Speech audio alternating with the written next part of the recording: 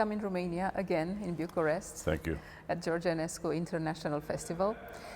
A few months ago, I've started this project with George Enescu Festival entitled The Podcasts of George Enescu Festival and Romania National TV. Yes. And the subtitle is Generosity Through Music, because all we got inspired from George Enescu, of course. And I also got inspired from the famous TED Talks, where people come in front of audience and speak about their experience in life. So I want to concentrate the discussion somehow regarding your career, as a musician, as a conductor. And my first question, thinking about persons that perhaps don't know in the profound way, what does a conductor do? So what is a conductor?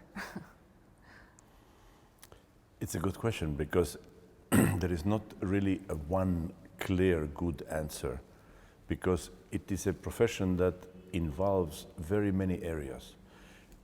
Number one is a musician. Number two is a connector of people. In the orchestra there are sometimes 100 people, sometimes more, and all of them are very, very fine musicians. They all have their music in front of them, but the whole score is something that I have.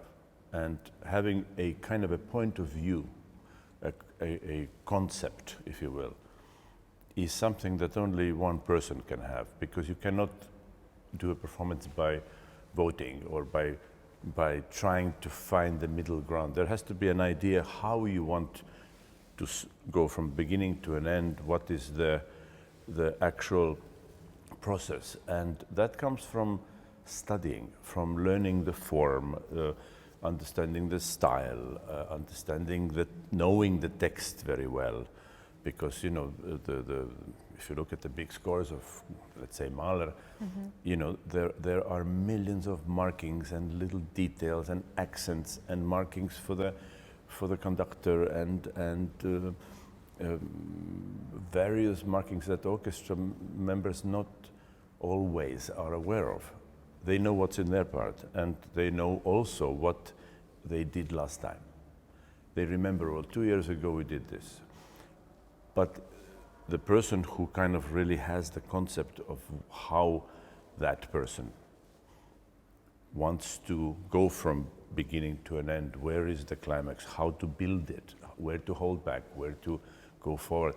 It is a very living of the moment art. And then the third thing is, conductor has to have a plan how to rehearse it, because there is a limited time and you need to make sure that you get the result, and there are a lot of issues like dynamics, ensemble, how to blend with the sound, explain sometimes very sophisticated things, but sometimes also very basic things, how to blend. Then you have an issue of acoustics. Yeah. In every hall will highlight different section of the orchestra. So in order for one homogeneous whole, you have to cater it to this particular hall, and that takes a lot of flexibility from musicians. Yesterday we played this way. In this hall we have to be a little less. Here we don't hear the winds. In here we hear too many winds. You know, it's a very living thing. So that, and then at the concert at night, the musician becomes one of the actors, so to speak, one of the people who is actively guides the orchestra, but also visually guides the audience through the piece. If you look really great conductors, like for example Bernstein, he makes the piece very clear for you by how he conducts. If you follow him, you know what's important, where it's going, who is taking over the line, what inner voices there are. He's so visual. That's also part of the job.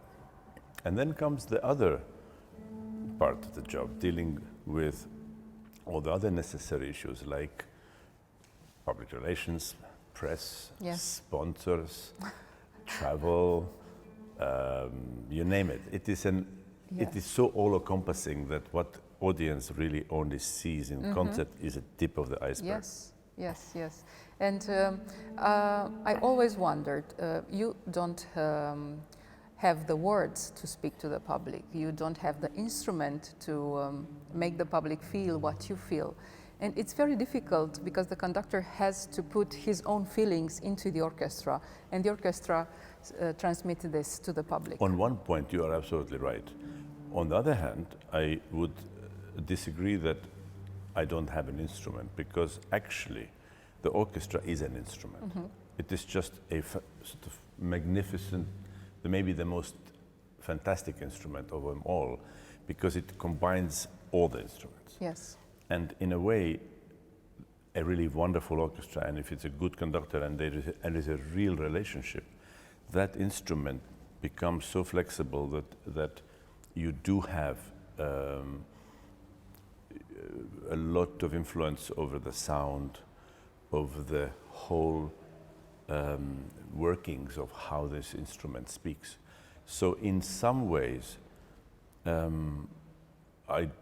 at the best and the highest of levels, orchestra is an instrument, and conductor plays it, so to speak. Yes. But it's a very sophisticated instrument because every person is a very accomplished musician. Yes. So there is also, as a result, conductor has to be a psychologist. Of course, yeah. Because you have to deal with everybody's inner world and give enough freedom and have enough control. And it's a complicated and quite an interesting field. Yes, it is. And you also have to be a leader to them. That goes without saying. Yes. Yeah. This is the first thing that everybody expects from you. Yeah. How do you adapt to different orchestras? Because you have to do that. You have to be very versatile and a good psychologist, like you said. Maybe in your career you've met musicians that are, maybe they weren't very, very open to your ideas. I must admit that I have never had really an issue where people were not communicating or were not willing to communicate. It's not what you always ask, but also how you ask. It is an intuitive recognition. A musician recognizes a musician. Just like in many other fields, people sort of know, okay, this guy knows what he's talking about. Or they could say, oh, this guy doesn't know what he's talking about. I mean, so then you have this kind of a very subtle but immediate understanding. Does somebody warrants attention or not?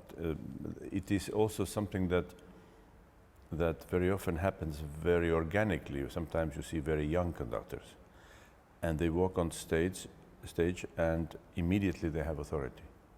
Others don't. Yeah. And why they have a sort of a natural authority and why somebody else doesn't is really enigma. Nobody knows. But it's there, and you can tell, and it is not something that comes from age. What comes with age, and of course conducting is a profession of experience. It's really, it's a gradual layers of experience, which then later becomes a really an art form. But these layers really ideally relate to the repertoire. You know, doing a Bruckner symphony first time, it will never be great. It will be maybe good, and people may know what they do, but and doing it at the age of 95, like Blomstedt does, there is a different dimension to the whole proceedings. The whole atmosphere, the whole climate in the room is different when somebody like Blomstedt will walk in, because it's not about the notes anymore. It's about much bigger sphere, and what, how to get to that point, and how to involve everybody and involve the musicians is really, in essence, what the conductors' careers are about. Yes. Yeah. Last night we were privileged to see you from the Obi van transmission car, and we've seen you in the front of the orchestra, and we've seen your face during the conducting period, and this is something that the public doesn't get. And this is wonderful, because the conductors are so diverse, and every conductor has his own kind of conducting. Sure. But we were very amazed by your minimum gestures and somehow conducting with your eyes and orchestra. And orchestra followed you.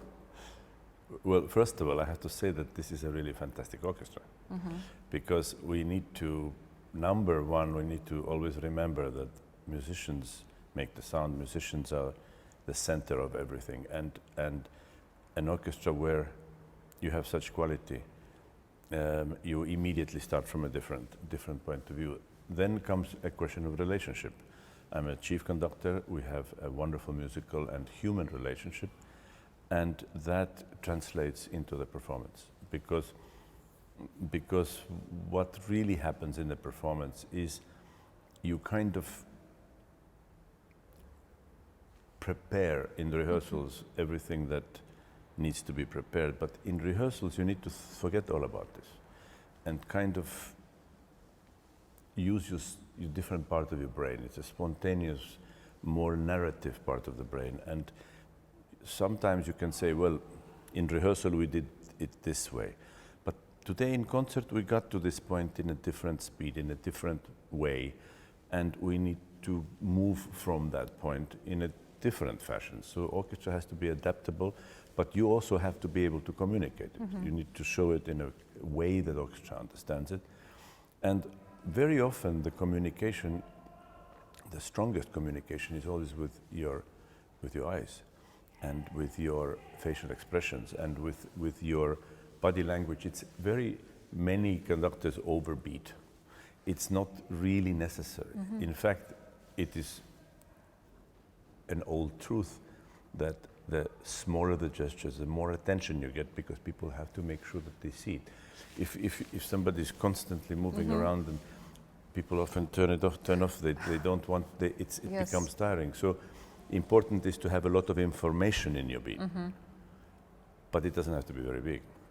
But that's something that comes with time. Yes. Because young conductors, they always do a lot of movements, and 90% of it is unnecessary. It's just because they somehow don't know, they don't have enough vocabulary. They don't have, not masters yet. So, it's really, if you look at in the history, the really great conductors, even Bernstein, who was my idol, as I mentioned a few times, or my father for that matter, at the old age, it's just minimal as possible. Even Bernstein, who was famous for his theatrical conducting, and the result is even better. Yeah, true. But I was thinking now that maybe the young conductors make all these gestures because they think about the public, what the public thinks about them. It is a combination. Probably public. Also, when I read sometimes some of the music journalism and critics, they also don't.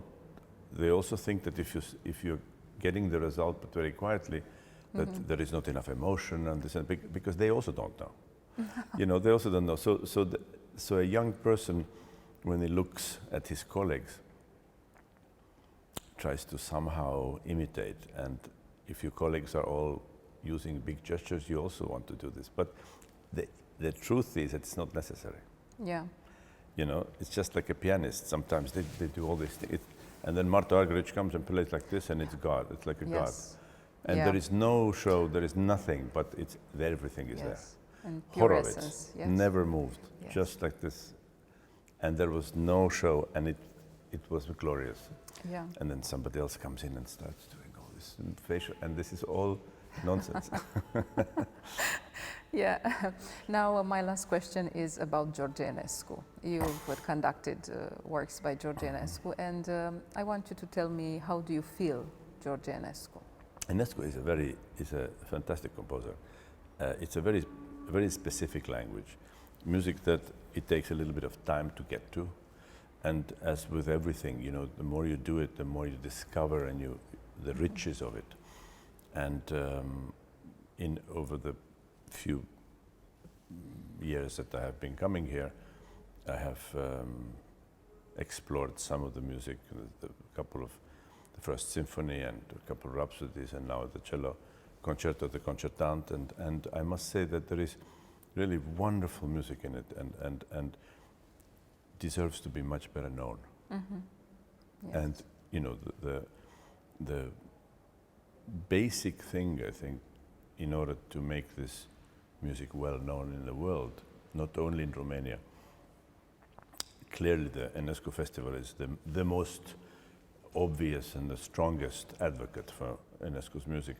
But I think every Romanian conductor should make it their mission to introduce Enescu in the world.